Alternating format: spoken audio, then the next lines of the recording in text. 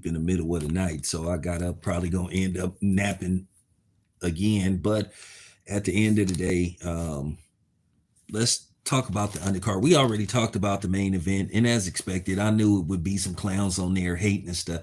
And I'm about to set the record straight for people that's trying to once again take something and run with it in regards to what allegedly happened with Terrence Crawford gloves, which I don't give a rat's ass about. Terrence Crawford used the same exact gloves that his opponent fought. So if they ripped, then once again, that's a defective glove. That is a manufacturing problem. And stuff can happen more than once. So I'm not going to sit up here and create a fake narrative because you guys still trying to make excuses for Ryan Garcia getting blatantly caught cheating. So let me get this straight. It's okay for a dude to have something in the system and rob somebody of a legitimate and a fair fight, not even try to make weight. Like, don't play with me for real. I will cook y'all. I will destroy y'all. And I heard, as usual, what happened in LA with people, a certain group of people, trying to boo Terrence Crawford, trying to boo Devin Haney. Like, you guys some of y'all just are clowns. And that's the only way to put it. But nevertheless, let's just talk about the undercard. First of all, the fight as a whole was great. No other word than no other words you can put it. Satisfactory. Very satisfied with what I saw. It lived up to expectations. It lived up to standards. Now, as far as Eminem go, I may do a video about Eminem's performance, and once again, I'm proven right when I say Eminem is remotely the GOAT. Like, his performance was stale. His performance was stale. So, well, that's what they all do. At the end of the day, and then you get a lot of black people trying to suck up to them. I don't know, like, for real, man. I keep trying to tell you, they always be trying to hate on the brothers. Why are you bothering Devin Haney for doing what he's supposed to do? Basically protest the unfair victory because somebody has something in the system. But, it is what it is. I mean, this is why I say the things I say, with no remorse. Because it is what it is.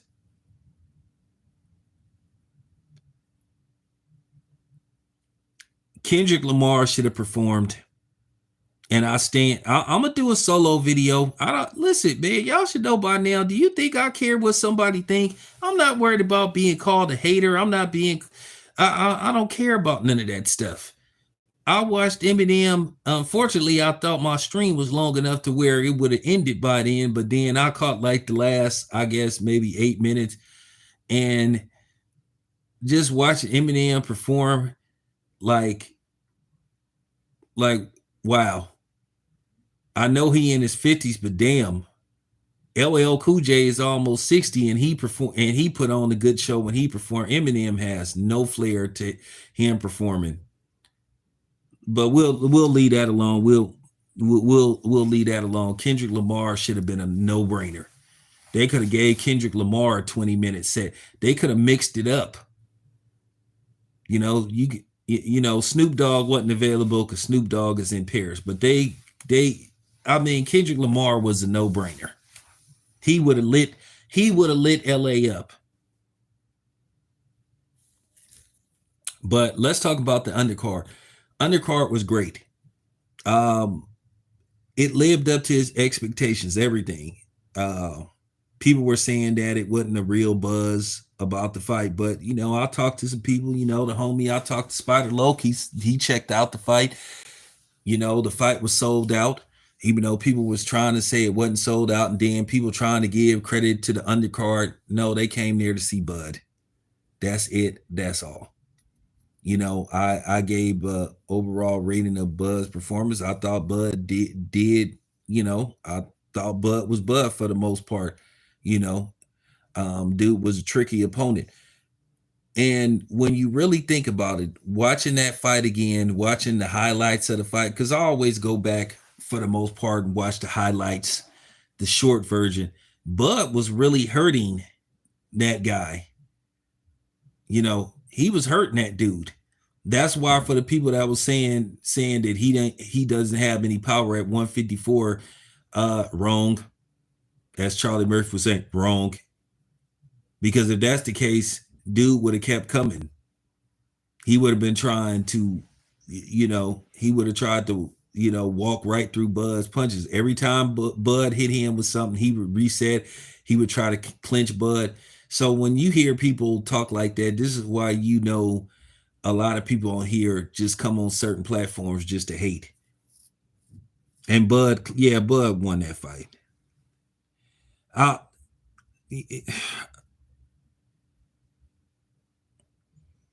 Yeah, of course. Well, I mean, it is what it is. I'm not, I don't know where this come from. Everybody is different. Everybody is different. I don't agree with that. You know, I don't agree with that. But if Bud punches didn't affect that dude, then why did his face look like that after the fight? Why did his face look like that after the fight if Bud didn't do no damage?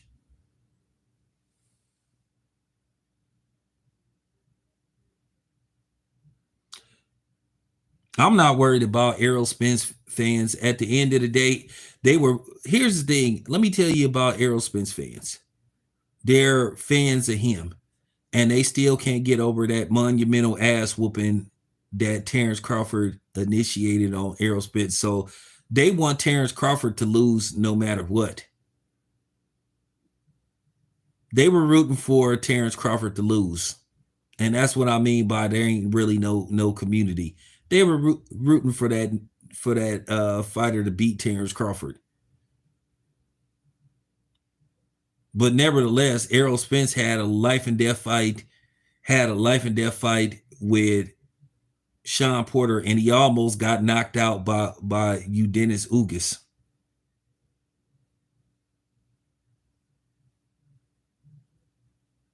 And then the Kale Brook fight, that was up for grabs. But Errol Spence made some adjustments and he got Kale Brook out of there. So I'm not even worried about them. They're gonna be who they are. A lot of them are a bunch of cornballs. And that just need to be said. They're a bunch of cornballs. They're not boxing fans, they're fanboys. They're fanny boys. I'm a fan of boxing. Now, let's continue. I think everybody is, for the most part, is shocked about what happened with Jared. Hold on, you guys. Hold on.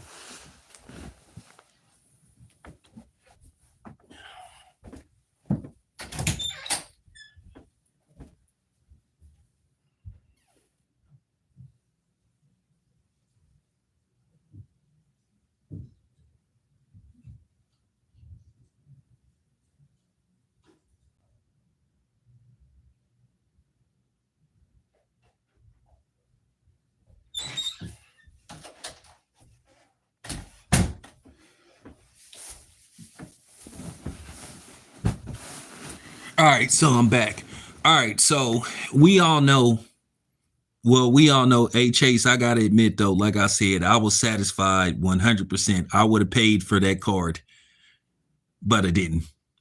But nevertheless, satisfaction was satisfactory. I ain't gonna say satisfaction guaranteed because they didn't really advertise that, but they would have said satisfaction gear. I was really pleased with what I saw. I have to admit, like I said, I really didn't watch the first fight with Andy Cruz because I really wasn't that invested in Andy Cruz. But I know Andy Cruz took care of business. That was for real. You got your money's worth. You pretty much got like, man, you got a slew of great fights. To me, every fight was good. Every fight was good. It just what you would. It just depended on what you were looking for. But we all know the shock of the night was seeing Jared Anderson get beat down and punished.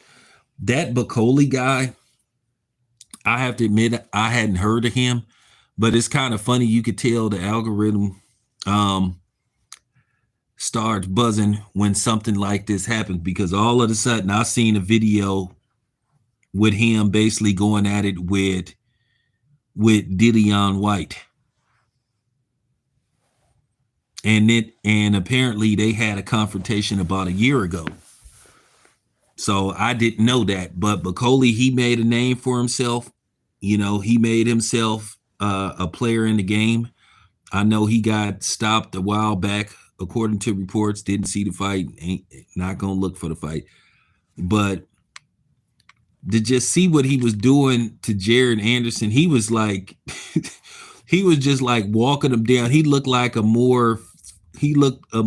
a little more of a fluent version of George Foreman.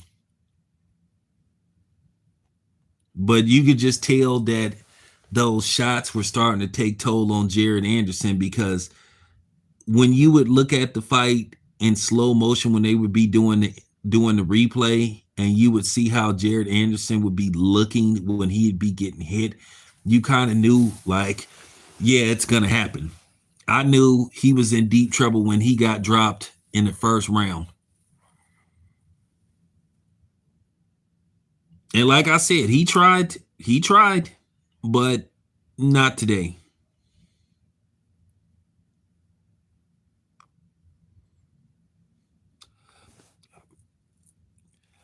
Well, Francis Ngannou won another check. Like he made more money in that fight with Anthony Joshua than he ever made in his entire UFC career. So he won another payday. But here's the thing: what he need to do. If I'm Francis Ngannou and I want to continue with my boxing career, I would set myself up with a couple of fights that I could win easily. Try to get back in the ring and really, really commit to boxing. If you really want to do this, at the end of the day, he a heavyweight. So, heavyweights for the most part, some of them heavyweights can fight till they like and depending on who they are, they can fight till the age of 43, 44. I would hurry up and get back in the ring. And I'm gonna just say this again, Teofimo Lopez. I'm gonna save Teofimo Lopez for a solo video. That dude is just delusional, and you try not to laugh in the dude's face, but he's delusional. But getting back to that card, I don't know, you know, I don't know what fight I was more impressed with, whether it came down to, basically Jose Valenzuela versus Pitbull Cruz or the shocker Jared Anderson getting the crap beat out of him and he got curb stomped. But going into that fight and just looking at past interviews with Jared Anderson, you just was kind of wondering, was he mentally there? Was he committed to boxing? And I think we got our answer.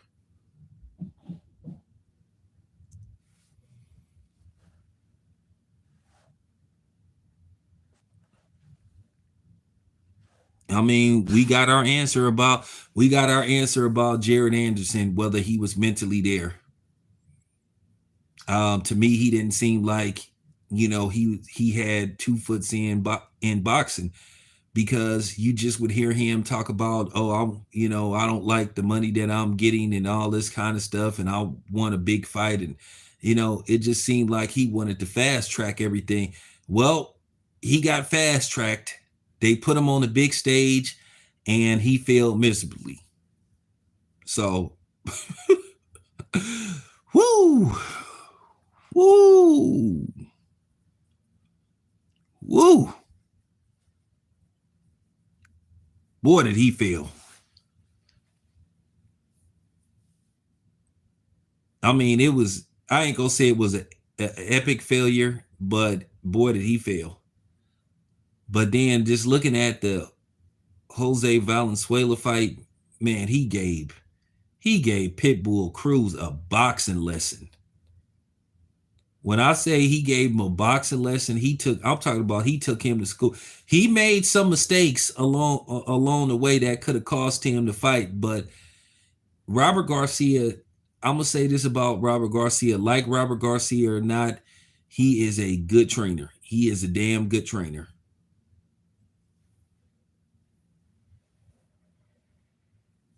Because for the most part, Valenzuela was well prepared to weather the storm. And I just think he surprised Pitbull at times because there were times where he brought the fight to Pitbull Cruz, and I think Pitbull Cruz was shocked by that. I think Pitbull Cruz thought he could just bomb rush him and keep him pinned up against the ropes, and then hopefully he would land something over the top that would get him out of there. But Jose Valenzuela just boxed circles around him. He had an answer pretty much for everything that Pitbull tried to present to him, because he did a great job of blocking those punches with his gloves. He did a great job of turning Pitbull, and he saw there were gonna be times where he was just gonna have to get off first. So I like the way that Valenzuela mixed it up with Pitbull, and I thought that was the difference in the fight. Now, like I said, he did get a little too comfortable, you know, and I knew the last two rounds, and I think Pitbull Cruz knew they were losing the fight. Now, I will talk about the broadcast as a whole. Um, the broadcasting team, Chris Mannix, Sean Porter, Sergio Mora. I didn't really care for the broadcasting that much because I thought Sergio Mora wasn't giving Valenzuela enough credit. I thought Valenzuela was clearly in control of that fight. I didn't even think it was up for debate. I didn't even think that the fight should have been a split decision. I thought Jose Valenzuela clearly won that fight. I didn't even think it was up for the debate, but he won a split decision. I thought he easily won that fight. Maybe eight rounds to 4. Maybe you might can make an argument he won 9-3 when you rewatch the fight. So I just don't know how they had that fight a split decision. I thought he clearly won. Now the other fight, the battle of the fat boys, as some people was calling it, between Andy Ruiz and Big Baby Miller. If Big Baby Miller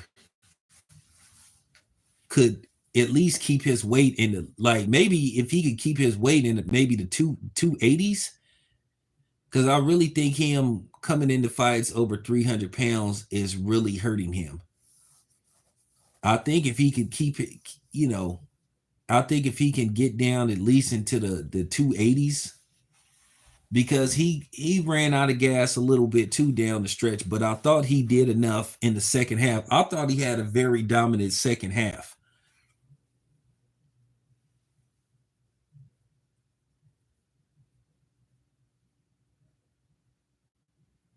I was laughing at Chris Mannix because I I just thought when he had dude ahead in the Crawford fight, I just like, well, what fight is he watching? And then I think he tried to have it as if Pitbull Cruz and and Valenzuela was a close fight. That fight wasn't even close. I mean, it wasn't even close.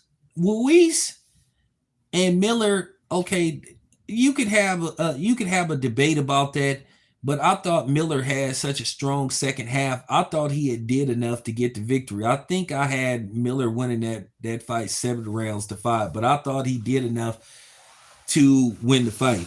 Now, Andy Ruiz has promised him a rematch, but I don't know if I want to see that again. I think they had their chance to do something in that fight. Neither one of them dudes proved that they wanted it bad enough. I know that Miller called himself trying to tired Ruiz out. But then there was one round, I think maybe that he kind of let get away from him. And I think if he had been a little bit more aggressive, because Ruiz was buzzed a couple of times in that fight, and it looked like Miller took his foot off the gas or he was starting to run out of gas. But I did think he did enough to win the fight.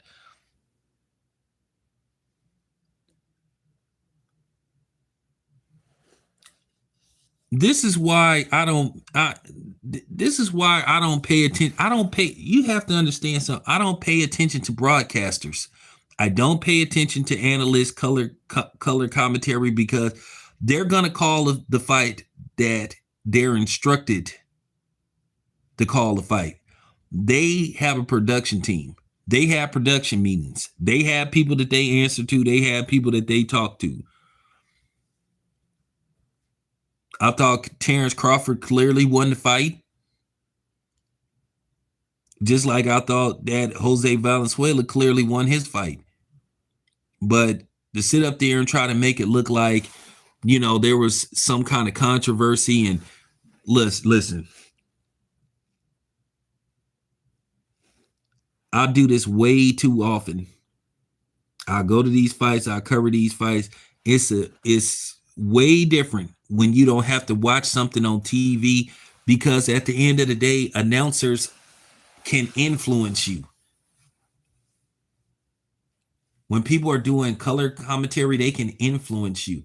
They can make you think that something is either closer than what it really is, or something you can see as a predominantly dominant performance. They could change it to something else. I'll give you an example. For the first time, I think in 20 years, since I saw the fight the first time, I saw it 20 years ago. So I finally watched Oscar De La Hoya, Sugar Shane Mosley in its entirety. Now, I watched it where they had some different broadcasters. Now, the original HBO broadcasting team of Jim Lampley, Racist Ass Larry Merchant, and I think Max Kellerman called that fight. They made it look like that fight was a robbery. But if you watch that fight a second time, you can clearly see that Sugar Shane Mosley won that. He beat Oscar De La Hoya twice. But HBO made it look like it was a robbery, because what they was doing, they were basically taking what Sugar Shane Mosley was saying in between the rounds, of saying, when his father was giving him instructions, and basically what Shane was saying was, okay, yeah, I could try that, but he's a little too fast. Shane never in that fight thought he was losing the fight. So HBO put a fake narrative out, and then when they replayed the fight, they said, see for yourself. Max Kellerman was the only one that really told the truth about that fight. Sugar Shane Mosley, Oscar De La Hoya 2 wasn't remotely a robbery. Sugar Shane Mosley beat Oscar De La Hoya twice. The judges got it right. They saw what I saw. He clearly outboxed Oscar De La Hoya. But that's what they do. But we all know that Larry Merchant had an issue with black fighters. He always would try to sit up there and try to be very disrespectful and condescending to black fighters. And he would always sit up there and talk about, oh yeah, he's an exciting fighter, but it's some empty seats here. But he would never do that to the Mexican fighters or the non-black fighters. The man almost had a nervous breakdown when he was seeing Bernard Hopkins whooping on Kelly Pavlik. And I'm not the biggest Bernard Hopkins fan, but Bernard Hopkins beat the brakes off Kelly Pavlik. You had Larry Merchant. He was visibly upset, talking about Bob Arum should have never made this fight. Like, bro, what are you talking about, dude? What the hell? Like, come on, man.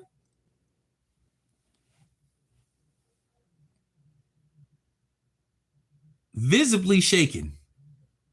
And then the Manny Pacquiao fight with Joshua Clottey, when he was doing the sound effects. And we all know that Joshua Clottey admitted that he took a dive in that Manny Pacquiao fight. I didn't say it. He said it. So don't get mad at me. He said that they sabotaged him. He said the powers that be sabotaged him, and then he admitted that he took a dive. He admitted that he took a dive.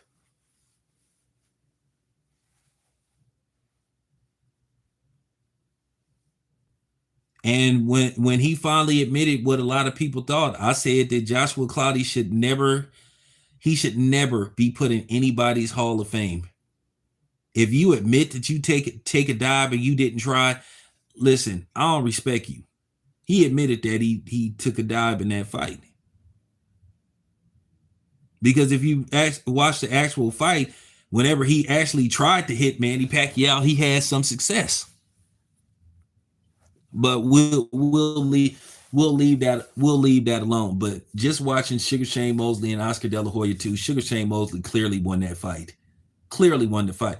But the HBO broadcaster was so pro Oscar De La Hoya, they made you think that Oscar De La Hoya was doing better than what he really was. Oscar De La Hoya was getting nailed in that fight. When I say he was getting nailed in that fight by Sugar Shane Mosley out hustled him entirely the second half of the fight. Oscar had some success early in the fight, but once again, Sugar Shane Mosley started to land his shots. He was looking better getting his shots off than Oscar De La Hoya. And then Oscar De La Hoya stopped letting his hands go the second half of the fight, and he ended up losing that fight. It was no controversy, but HBO once again they tried to throw something out there. It's what you call throwing shit at the wall and seeing did it stick. And then a lot of people didn't really watch the fight. They didn't do the eye test. They were sitting.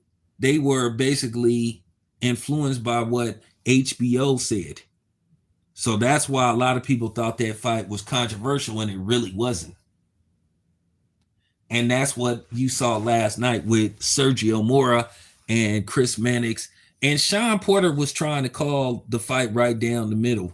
And like I said, Sean, you need you need to get you a tailor, dude. You need to get you a real tailor because I don't know what that shit was you had on. Sorry, Kenny. It is what it is, man. Kenny Porter listened to my channel. So sorry, Kenny. I know Sean is your son, but man, that I don't know, that off-brand Prince Purple Rain / Black Joker theme that Sean had for that fight just wasn't the business.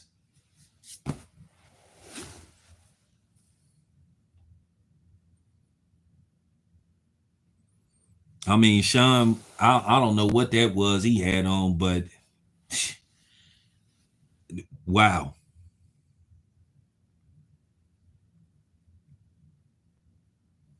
Oh yeah. Yeah. Nah, well yeah. Larry Burchett was hurt. He sounded like he was about to break down in tears. Bob Arum should have never made this.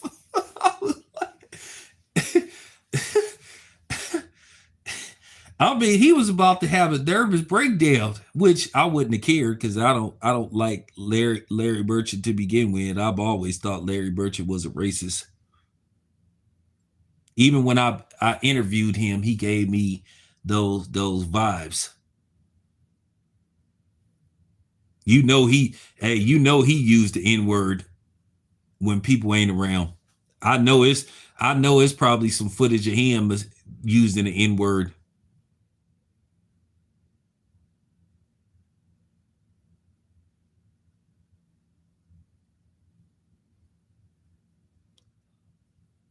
And that's the thing though. He not he hated Floyd Mayweather's guts,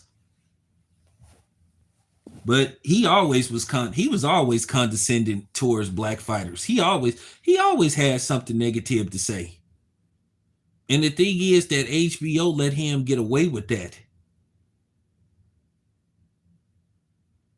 When he had interviewed the non-black fighters, he would try to be respectful and cordial, but that's how they do black fighters. They set the expectations so high, and even when you try to meet them, they will just they will find something to complain about. They love to move the goalposts back. But then when it comes to the non-black fighters, they move the goalposts up. Like, back in the days in the NFL, the goalposts used to be like in the front, which I think that was rather dangerous. But then they moved the goalposts back. I don't know when exactly they started moving the goalposts back. They might have started doing it like around maybe the 70s, but at first the goalposts used to be in the front. But then with black fighters, they moved the goalposts all the way into the locker room, or should I say into the hallway of the stadium for black fighters.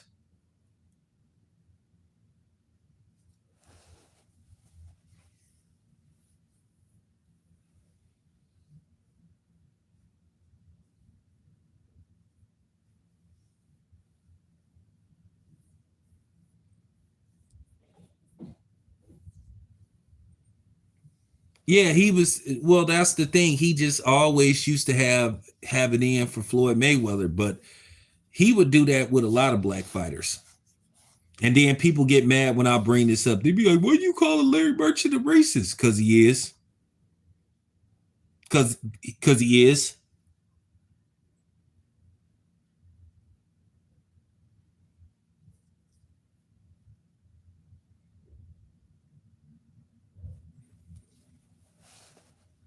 And then if you confronted Larry Merchant about that, he'd try to act like, "What are you talking about?" And then you'll have Larry Merchant defenders say, "Well, I don't think Larry Merchant is a racist. I don't give a fuck what you think about about not thinking Larry Merchant. He is. I'm just one of them dudes that'll just say it. He is. He is. I'm talking about, it was gut wrenching, like, and very annoying having to listen to him.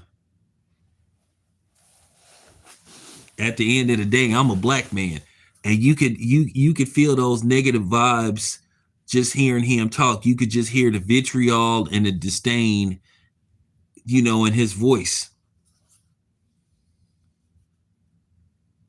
I mean, I'll give you an example. Did you see how Larry Merchant was looking when Bernard Hopkins got knocked out of the ring by Joe Smith Jr.?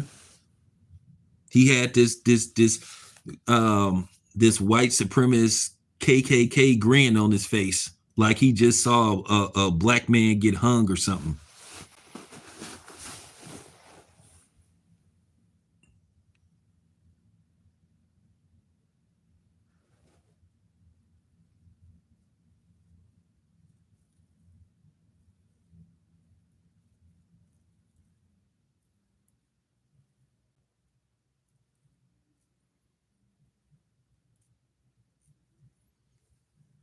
Yeah, what's up? So yeah, but for years I saw Larry Merchant. It's just certain people you could just tell have those type of vibes. Larry Merchant always gave me white supremacist vibes. You could just see it, you could just feel it. And then when I got in his presence, yeah, I could just tell. It was hard for me to try to interview him because I really didn't want to talk to him. And this when I was this before I was working under my own banner, but somebody, when I was dealing with homeboy, he told me he was there because somebody called him and said he was there, and he told me to go interview him. So I wouldn't interview, but I really did not want to interview him. Oh yeah, he said somebody. Yeah, he said. Yeah, I forgot who he was referring to. He said he's going ghetto or whatever. Like, dude, shut your white ass up, bro. But he get away with that, and that's why I laugh when I hear people complaining about stuff that we say. That's why I don't. That's why I say what I say. Don't say nothing to me. You don't have no issue with them saying something or directing something, towards us. Yeah, he said somebody's going ghetto or something. I remember. I can't remember who he was referring to. I it it might have been an Berto fight, I think, but I know what you're talking about when he said, yeah, he's going ghetto. And like, what do that mean?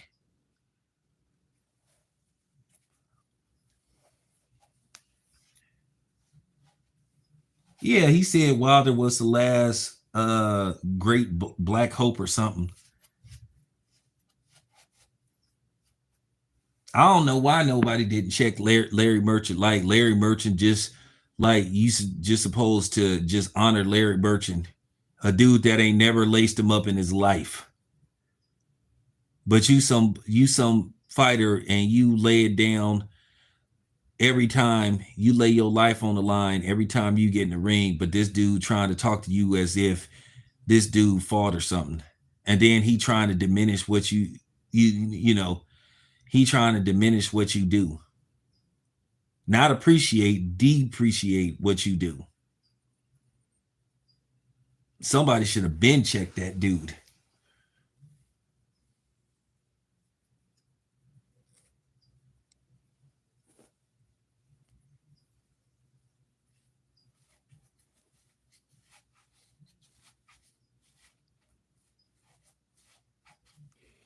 Well, we all know the PBC ain't pro black.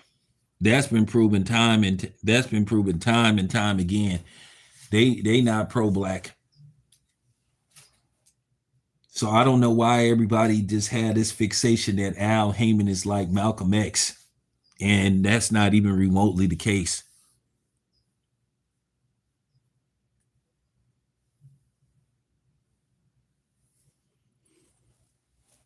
Nah, it was just this thing that they saw Al Heyman's face, and they saw Al Heyman being the face of this TV program.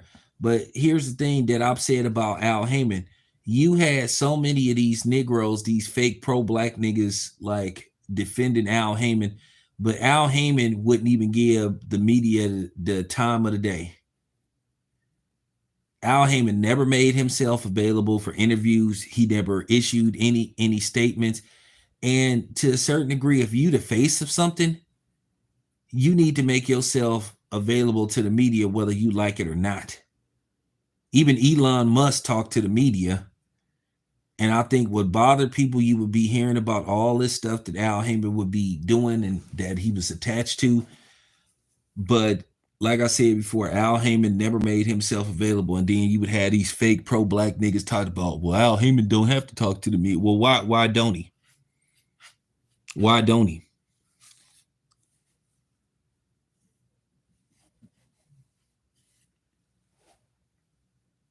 My thing is, how do you do business with somebody that you never met in person?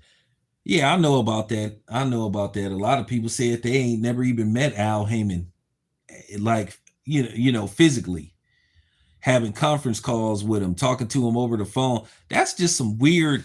That's just some weird shit. I would never sign a contract with somebody that I've never actually met. That's just weird.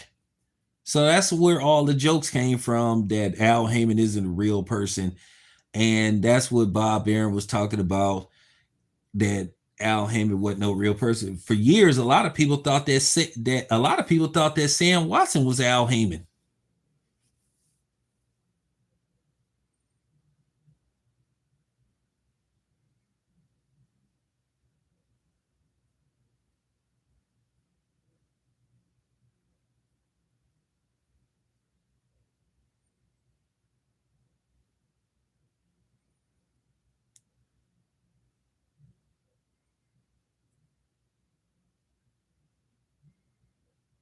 So I didn't heard this stuff. Like I didn't met fighters. Hey man, have you ever talked to Al Heyman in person? Nah, man. He called me and he sent me stuff. Like, bro, what the fuck is this?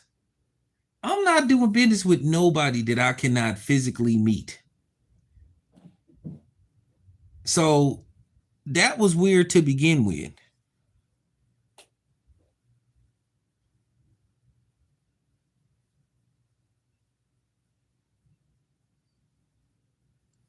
That was just weird. That was just weird to just hear these fighters.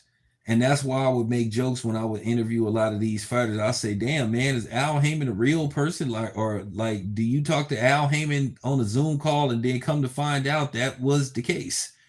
Or like, damn, man, when you actually beat Al Heyman, do some people just blindfold you and throw you in the trunk and take you to some secret location?" So that's weird. So if you wonder why certain people in the media, including myself, had an issue with Al Heyman, it was because I was hearing shit like this.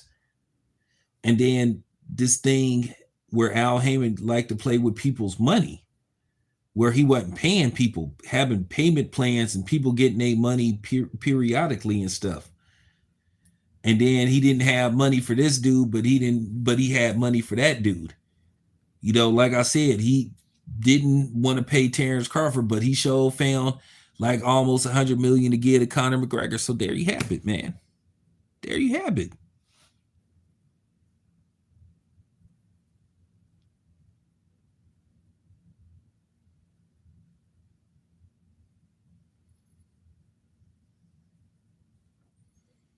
So, there you go. All right, you guys. Got to reset, got to put together some videos. Appreciate you guys being here. We'll come back with more later on. Oh, bro.